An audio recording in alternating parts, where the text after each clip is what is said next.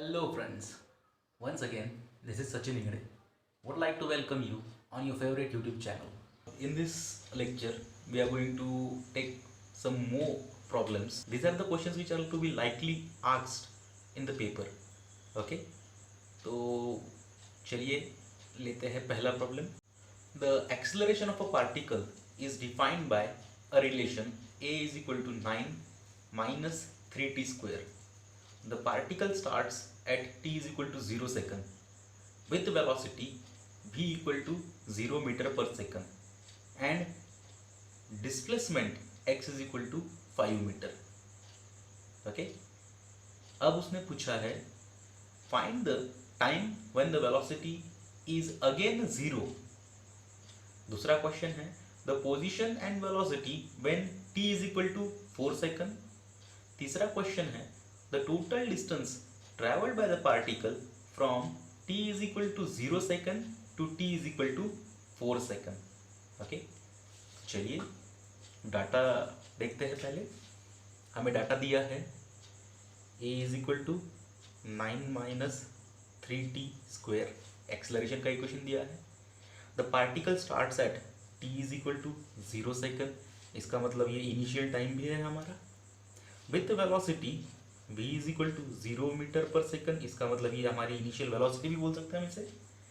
And displacement, initial displacement भी बोल सकते हैं 5 मीटर. क्यों? क्योंकि ये टाइम पे वेलोसिटी 0 है और यही टाइम पे डिस्प्लेसमेंट 5 मीटर है.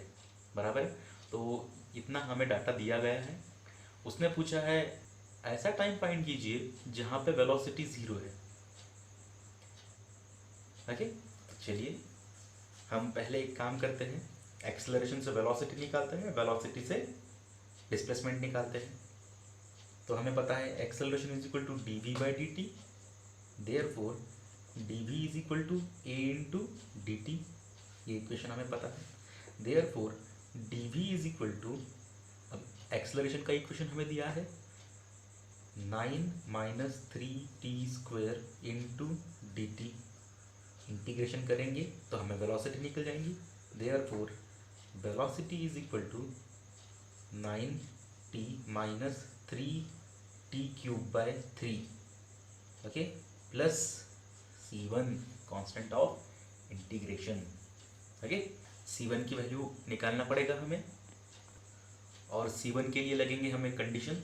तो कंडीशन उसने दी है t is equal to 0 second पे वेलोसिटी 0 है. तो अगर मैंने t इज इक्वल टू 0 सेकेंड डाल दिया ये इक्वेशन में, velocity is equal to 0 metre per second डाल दिया, तो मुझे c1 मिल जाएगा. Therefore 0 is equal to t 0 0 0 plus c1, therefore c1 is equal to 0. तो भाई c1 की वैल्यू मिल गई विच इज़ 0. तो मुझे इक्वेशन मिल गया वेलोसिटी का. बराबर. अरे ये 3 और ये 3 कट गया, तो मुझे इक्वेशन मिल गया वेलोसिटी का. इसको मैं पहले लिख लेता हूँ. अब मुझे निकालना है डिस्प्लेसमेंट. काय पे से? वेलोसिटी पे से. तो मुझे पता है velocity is equal to D X by D T. Okay, therefore D X is equal to V into D T. Therefore integration of D X is equal to, पहले वी की value 9t minus T cube into D T, इसका भी integration. Therefore, integration of dx is x. Integration of 90 square 90 will be 90 square by 2. Integration of t cube will be t raised to power 4 by 4 plus c2. Okay, तो अब क्या, अब c2 निकालने के लिए भी हमें कंडीशन होना, और कंडीशन हमारे पास में वही है t is equal to 0 second पे v is equal to 0 metre per second है और x कितना है 5 मीटर.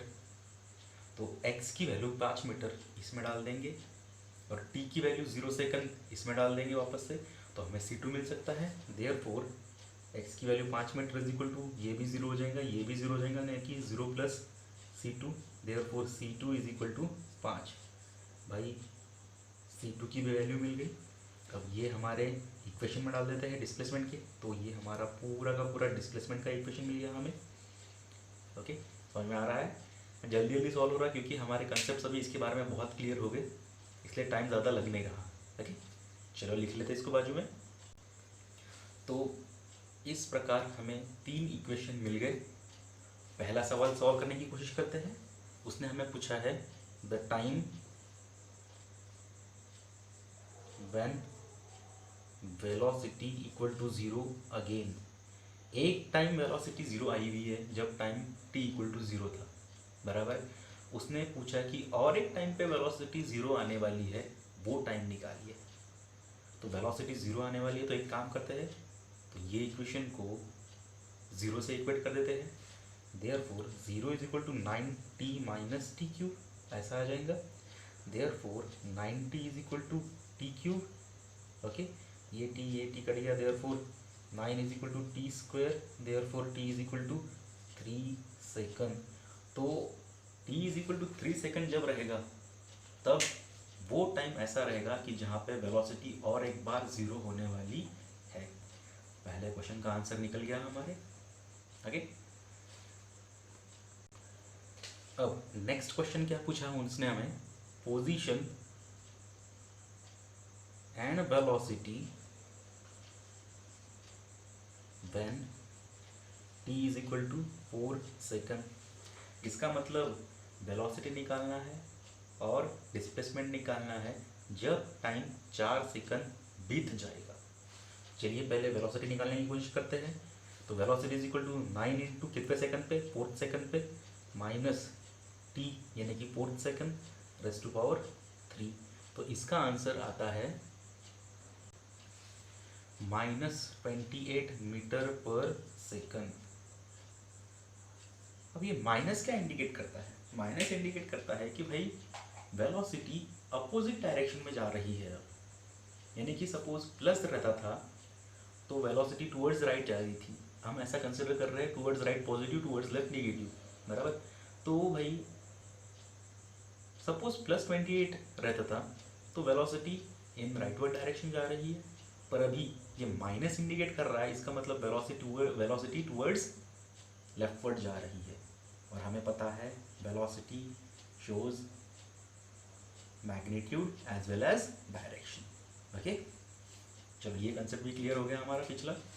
अब नेक्स्ट सवाल उसने क्या पूछा, पोजीशन फाइंड आउट करना है। तो पोजीशन फाइंड आउट करना है, इसका मतलब x के इक्वेशन में t की वैल्यू डालना है विच इज़ 4 सेकंड।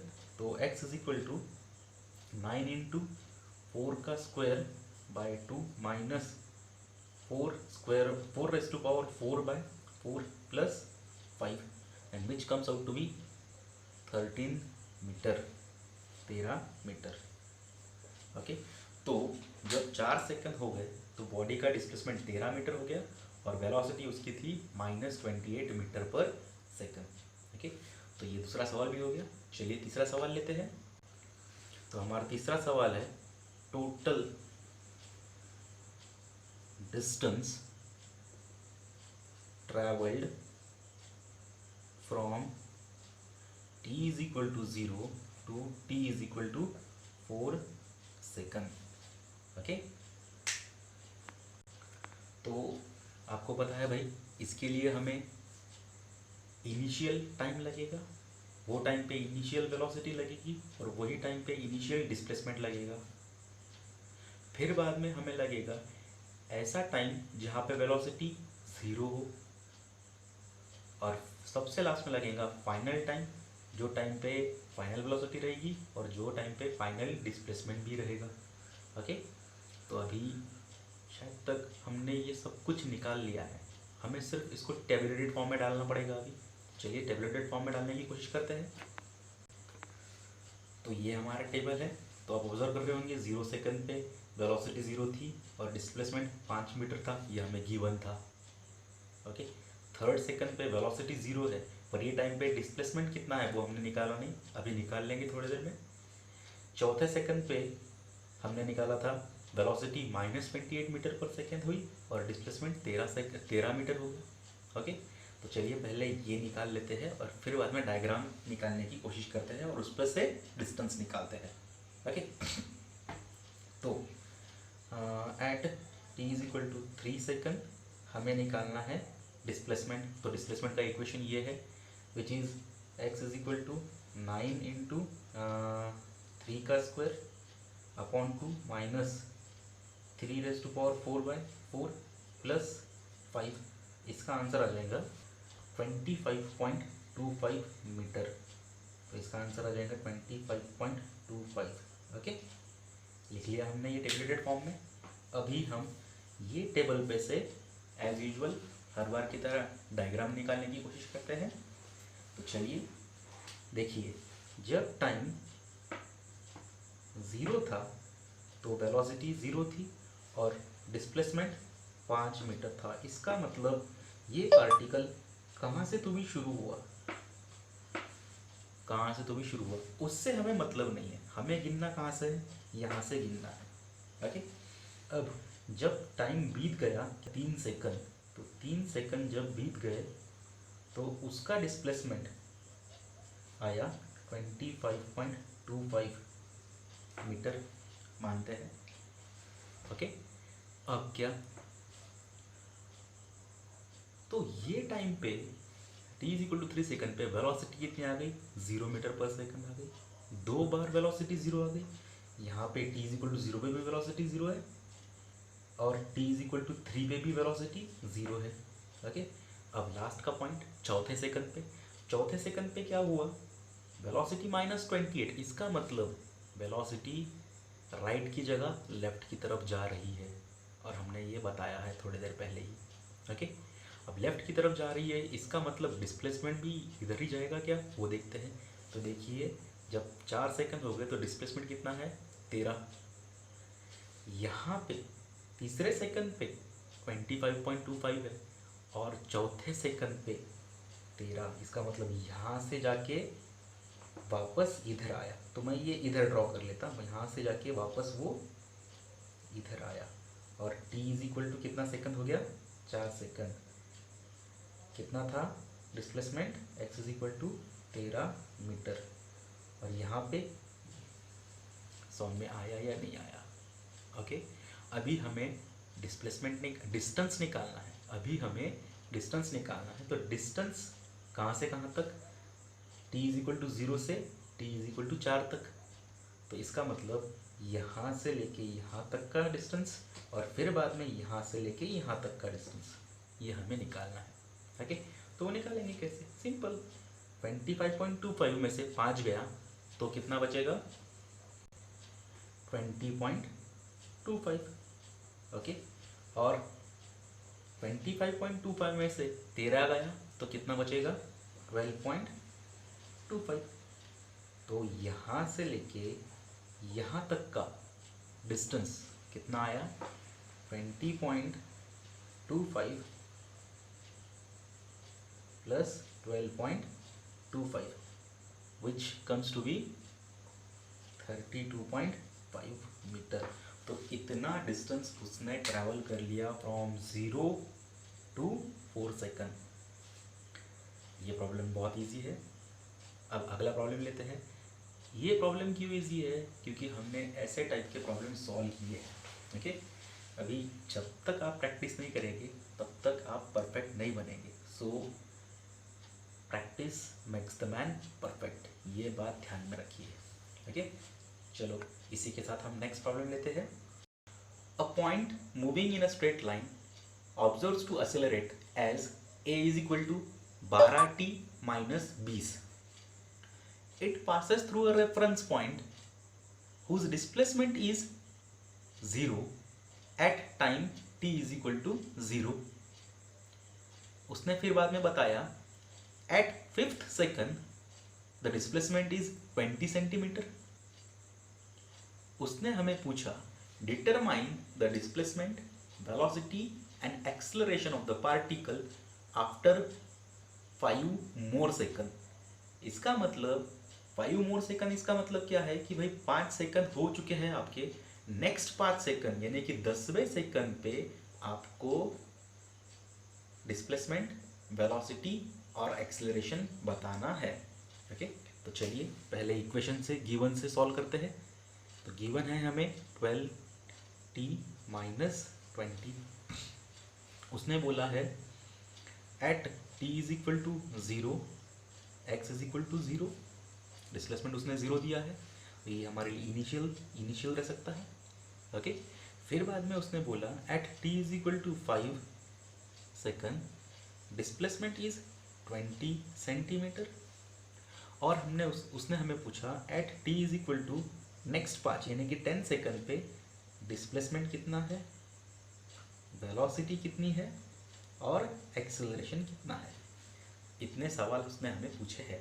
ओके, तो उसके सॉल्व करने के लिए हमें एक्सेलरेशन का इक्वेशन लगेगा, उस पे से हम वेलोसिटी निकालेंगे और वेलोसिटी से हम डिस्प्लेसमेंट निकालेंगे और फिर बाद में t is equal to 10 second की वैल्यू डालने के बाद में हमें ये तीनों वैल्यू मिल सकते हैं।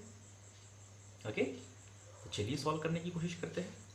तो हमें पता है a is equal to D V by D T, therefore D V is equal to a into D T. Integration करेंगे तो आएगा integration of D V is equal to A का इक्वेशन है 12t minus 20 into D T, therefore V is equal to 12t square by 2 minus 20t plus c1। Okay, c1 in a constant of integration. Okay, अभी चलिए v की value और t की value अगर हमें पता होंगी तो c1 पता चल जाएगा हमें बराबर। तो at t is equal to 0 displacement is 0। अरे पर भाई वेलोसिटी नहीं दिया, चलो दूसरी कंडीशन लेके देखते हैं। At t is equal to 5 displacement is 20, पर यहाँ पे भी वेलोसिटी नहीं दिया, तो इसका मतलब c1 की वैल्यू अभी फ़िलहाल के लिए नहीं निकल सकती। चलिए इसको इक्वेशन नंबर 1 नाम दे देते हैं फ़िलहाल के लिए और आगे बढ़ना चालू करते हैं। अब हमें पता है v is equal to D X by D T, therefore D X is equal to V D T. Okay, therefore integrate करेंगे इसको तो क्या आएगा, integration of D X is equal to velocity का equation क्या है, integration of 12t square by 2 minus 20t plus c1 into D T. भाई ये बार c1 की वैल्यू नहीं पता इसलिए हमने जैसे कि वैसे रख दी। ओके, अब आगे बढ़ते हैं।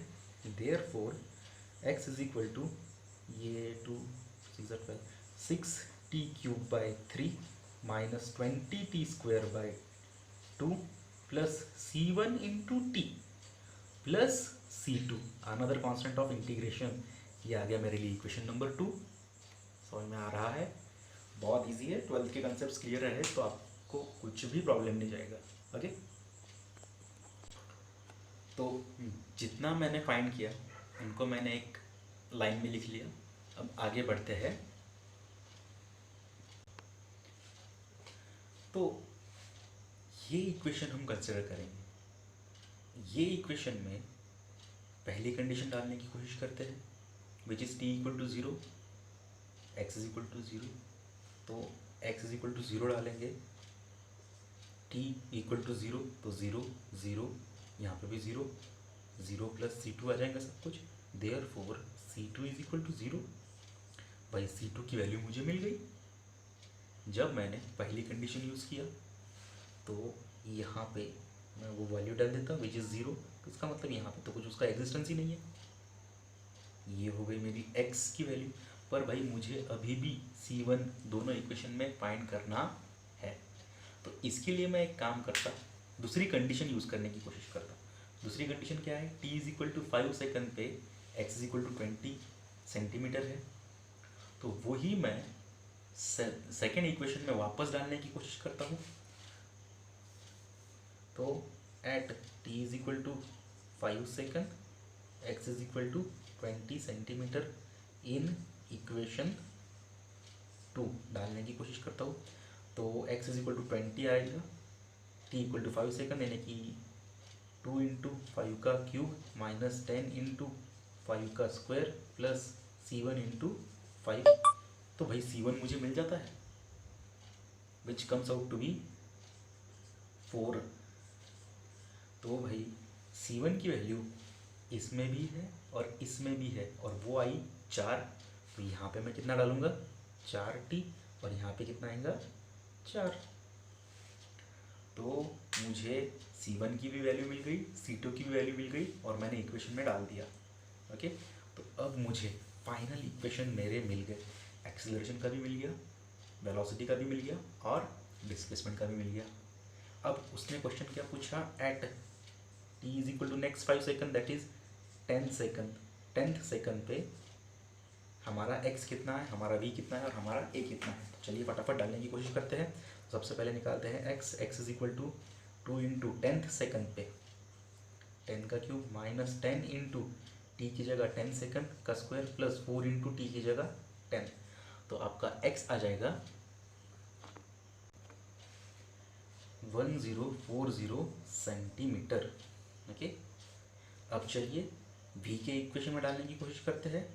10 सेकंड 6 इंटू 10 का स्क्वायर माइनस 20 इंटू 10 प्लस 4 और इसकी वैल्यू आ जाएंगी 404 सेंटीमीटर पर सेकंड। ओके, अब लास्ट बचा एक्सेलरेशन। तो एक्सेलरेशन के इक्वेशन में भी हम डालने की कोशिश करते हैं। t इज इक्वल टू 10 की value 10 into 12 into 10 minus 20 which comes out to be 100 centimetre per second square. तो भाई आज हम यहीं पे रुक जाते हैं। नेक्स्ट इसमें हम लेने वाले हैं और थोड़े से प्रॉब्लम्स और ये टॉपिक ख़त्म कर देंगे। Okay, so once again this is a request from my side to please subscribe the channel. Thank you.